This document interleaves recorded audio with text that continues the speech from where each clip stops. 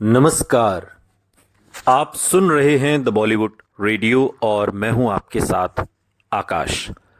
दोस्तों, आज के इस पॉडकास्ट में किस्सा राजेश खन्ना, अंजू महेंद्रू और डिंपल कपाड़िया का, और लेकर चलेंगे उस दौर में जब राजेश खन्ना के पास सांस लेने की भी फुर्सत नहीं थी।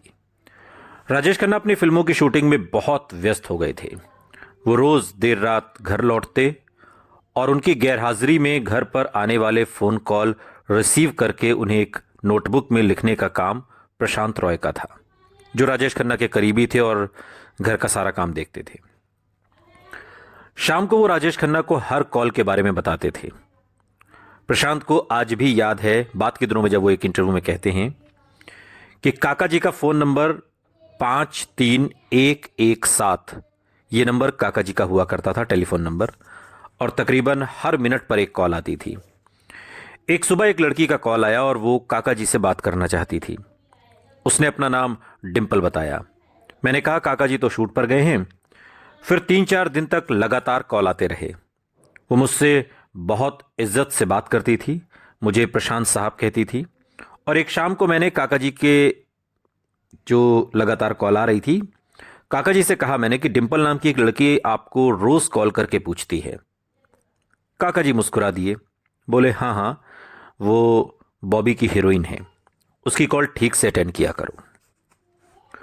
और कुछ दिन के बाद चुन्नी भाई कपाड़िया आशीर्वाद आए राजेश खन्ना के बंगले पर, और उनके साथ एक लड़की भी थी। प्रशांत को देखकर वो बोले, प्रशांत, ये मेरी बेटी है डिंपल। और इस बात पर डिंपल हंस पड़ी और बोली, प्रशांत साहब, मुझे पहचाना? हमारी कई बार बात हो चुकी है। प्रशांत रॉय भी हंस पड़े और मेहमानों को घर के अंदर ले गए। ये डिंपल का आशीर्वाद में पहला कदम था। सुपरस्टार और बॉबी की हीरोइन की मुलाकातें अब शुरू हो गई थीं। ये खबर ज्यादा दिन तक मीडिया से दूर नहीं रह सकी। जल्दी ही दोनों के अफेयर की खबरें फिल्म पत्रिकाओं का अब हिस्सा बनने लगी। राजेश खन्ना और अंजू महेंद्रू ने अपना 7 साल का रिश्ता अभी तोड़ा नहीं था। पुराने रिश्तों को यूं तोड़ना इतना आसान भी नहीं होता, लेकिन दोनों के बीच शक अपनी जगह बनाने लगा था और कई झटके झेल चुके रिश्ते की डोर शायद अब बहुत कमजोर हो चुकी थी। 29 दिसंबर साल 1972 आशीर्वाद में राजेश खन्ना के जन्मदिन की पार्टी प्लान की गई। ये पार्टी अंजू की देखरेख में ही होनी थी और इससे पहले भी आशीर्वाद में जो भी पार्टियां होती थी वो सब अंजू महेंद्रू की देखरेख में होती थी। मेहमानों को निमंत्रण देने की जिम्मेदारी भी उन्हीं की थी। राजेश खन्ना के इंटरव्यू के मुताबिक, बात के दिनों में जो उन्होंने एक इंटरव्यू दिया शादी के बाद, अंजू महेंद्रू ने सबको बुलाया इस पार्टी में, लेकिन राजेश खन्ना की सबसे अच्छी दोस्त डिंपल को नहीं बुलाया। और राजेश खन्ना को जब पता चला कि अंजू ने डिंपल और उनके पिता को नहीं बुलाया है तो उन्हें बहुत गुस्सा आया। उन्होंने खुद फोन करके डिंपल और उनके पिता चुन्नी भाई कपाड़िया को आमंत्रित किया। जब डिंपल पार्टी में पहुंची तो अंजू दरवाजे के पास मेहमानों के स्वागत के लिए मौजूद थी।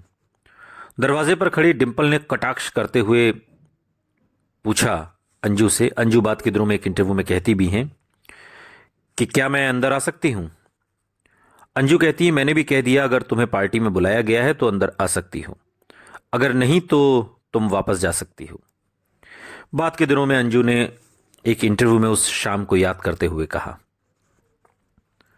राजेश और डिंपल के अफेयर की लगातार आती खबरों से अंजू पहले ही परेशान थी। अपने बयान में अंजू ने कहा कि डिंपल एक चालाक लड़की है। जब मैं और राजेश उससे पहली बार मिले तो वो हमें राजेश अंकल और अंजू आंटी कहकर बुला रही थी, लेकिन फिर मैंने उसके अंदर एक बदलाव देखा। वो मासूमियत की आड़ में ऐसी बातें कहने लगी जिसका निशाना मैं हुआ करती थी।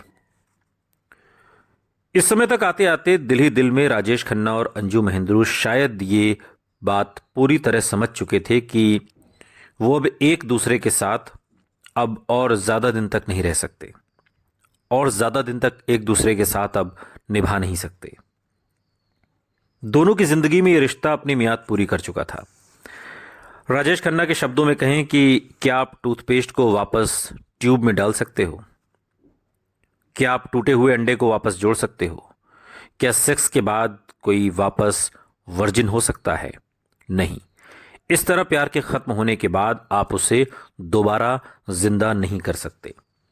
इस रिश्ते में फैसले की घड़ी अब आ चुकी थी।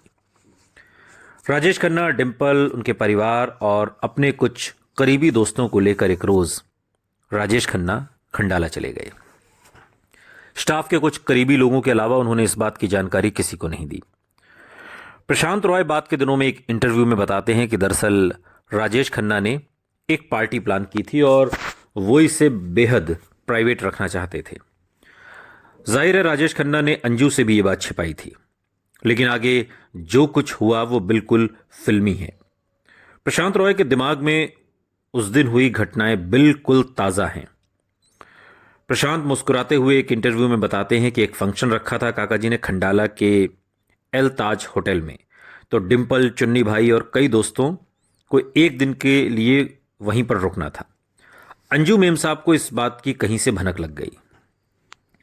अंजू महेंद्रू अपनी मम्मी के साथ आशीर्वाद पहुंची और प्रशांत से पूछा कि काका कहाँ हैं। प्रशांत ने कहा कि उन्हें इस बारे में कोई जानकारी नहीं है। अंजू को उनकी बात पर यकीन तो नहीं हुआ, लेकिन उस वक्त वो वहां से चली गई। उनके जाने के बाद राजेश खन्ना के मामा के तलवार आशीर्वाद पहुंचे। प्रशांत ने उन्हें पूरी बात बताई तो वो सोच में डूब गए। प्रशांत बाद के दिनों में इंटरव्यू में बताते हैं कि सब कुछ बहुत जल्दी हो रहा था। फिर दोबारा से अंजू मेम साहब का फोन आया। वो बोली, प्रशांत, जो कैप्रिकॉर्न गाड़ी है उसमें पेट्रोल भरवा कर रखना। मैंने ड्राइवर कबीर से कहकर उसमें पेट्रोल भरवा दिया। तो फिर अंजू मेम साहब आई और ये लोग गाड़ी लेकर खंडाला चले गए। मुझसे बोली कि काका जी का फोन आए तो बता देना कि खंडाला आ रही हूं। अंजू के खंडाला जाने की बात सुनकर प्रशांत और के तलवार बिल्कुल घबरा गए। तलवार को लग रहा था कि अगर अंजू वहां पहुंच गई तो हंगामा खड़ा हो जाएगा। उन्होंने प्रशांत से कहा कि किसी भी तरह होटल एल ताज में फोन करके काका को एक खबर देनी होगी। उस वक्त मोबाइल फोन तो थे नहीं। मैंने कहीं से एल ताज का नंबर ढूंढकर फोन मिलाया, लेकिन मैनेजर बोला कि यहां तो राजेश खन्ना है ही नहीं। तलवार साहब बोले कि काका ने उनसे मना किया होगा बताने के लिए। आखिरकार प्रशांत को मां की गंभीर बीमारी का बहाना बनाना पड़ा और तब कहीं जाकर होटल मैनेजर ने राजेश खन्ना को खबर दी कि चाई जी की तबीयत बहुत खराब है, राजेश खन्ना की मदर, और तब जाकर बात हुई। जब राजेश खन्ना फोन पर आए तो प्रशांत ने बताया कि अंजू निकल चुकी हैं और 1-1.5 घंटे में खंडाला पहुंच जाएंगी। एल ताज में हंगामा मच गया।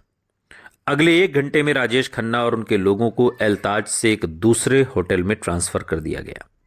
उनके फंक्शन के सारे निशान मिटा दिए गए। जाहिर है कि जब तक अंजू पहुंची राजेश खन्ना वहां मिले ही नहीं। प्रशांत इंटरव्यू में बताते हैं कि सब एल ताज से गायब हो गए। अंजू जी वापस आई और तो काफ़ी गुस्से में थी। मुझसे बोली कि तुमने खबर दी क्या? मैं भी डर रहा था, मगर मैंने कहा कि मुझे कुछ नहीं पता, और फिर वो चली गई। शाम को काका जी लौटे। तलवार साहब और मैंने उन्हें पूरे दिन की घटनाएं बताईं। वो खुश होकर बोले, वेल डन प्रशांत, वेल डन। फिर कुछ देर तक राजेश खन्ना चुपचाप बैठ गए, जैसे किसी गहरी सोच में डूबे हुए हों। फिर अगली बात तो उन्होंने कही जो उसे सुनकर उनके मामा और प्रशांत दोनों चौंक गए। प्रशांत उस शाम का किस्सा बताते हैं कि के तलवार और मैं और काका जी कमरे में और कोई नहीं था। काका जी ने हम दोनों की तरफ देखा और फिर तलवार साहब से पंजाबी में बोले, हुण तुसी डिसाइड करो, डिंपल या अंजू। मैं बाथरूम जाकर आता हूं। उनके जाने के बाद हम दोनों ने हैरान होकर एक दूसरे की तरफ देखा और हमारे मुंह से एक साथ निकला, डिंपल। प्रशांत के मुताबिक ये साफ जाहिर था कि राजेश खन्ना शायद मन ही मन डिंपल से शादी करने का फैसला कर चुके थे। अंजू से अपने ब्रेकअप के बारे में बताते हुए बाद में राजेश खन्ना ने स्टारडस्ट मैगजीन की पत्रकार उमा राव को दिए इंटरव्यू में कहा था, मैं खंडाला से लौटने के बाद अंजू के पास जाना चाहता था।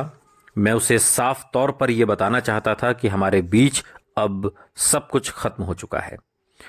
लेकिन मुझे मेरा ड्राइवर मिला और उसने मुझे बताया कि मेम साहब ने मेरे लिए एक मैसेज दिया है कि मैं उन्हें फ़ोन करने की कोशिश ना करूं। अगर मैंने उनके घर पर कदम रखने की कोशिश की तो वो चौकीदार से कहकर मुझे बाहर फेंकवा देंगी। सोचिए, एक नौकर के जरिए ये सब किया गया। एक नौकर ने मुझे ये सब कहा। ये मेरे आत्मसम्मान पर एक बहुत बड़ी चोट थी। मैंने ये तय किया कि मैं उसके पास नहीं जाऊंगा। अब इस बात का कोई मतलब नहीं था। ये बातें बाद के दिनों में एक इंटरव्यू में राजेश खन्ना ने कही थी। उतार चढ़ाव से भरी जिंदगी के करीब 7 साल साथ बिताने के बाद ये दोनों इस तरह अलग हुए जैसे किसी ने सोचा भी नहीं था। कई साल बाद दिए एक इंटरव्यू में राजेश खन्ना कहते हैं, कामयाबी और शोहरत कभी लोगों को करीब लाती है तो कभी एक दूसरे से दूर कर देती है। मेरी कामयाबी की वजह से अंजू महेंद्रू मुझसे दूर चली गई। मेरी मंडली का हिस्सा बनना उन्हें मंजूर नहीं था। वो अपने अंदर सिमट कर रहने लगी और मुझसे दूर होती गई। दुनिया के लिए और जज्बाती तौर पर हम दोनों अलग हो गए। आज पीछे मुड़कर देखता हूं तो लगता है कि गलती किसी की नहीं थी।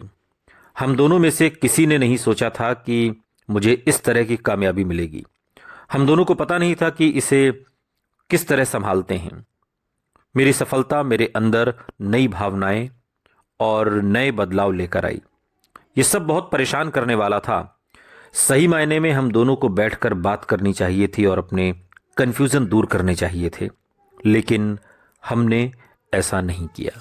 बाद के दिनों में अंजू महेंद्रू से रिश्ता टूटने पर याद करते हुए राजेश खन्ना कहते हैं, इसके बाद राजेश खन्ना और अंजू महेंद्रू का तकरीबन 7 साल पुराना रिश्ता हमेशा हमेशा के लिए खत्म हो गया।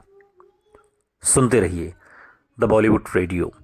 सुनता है सारा इंडिया।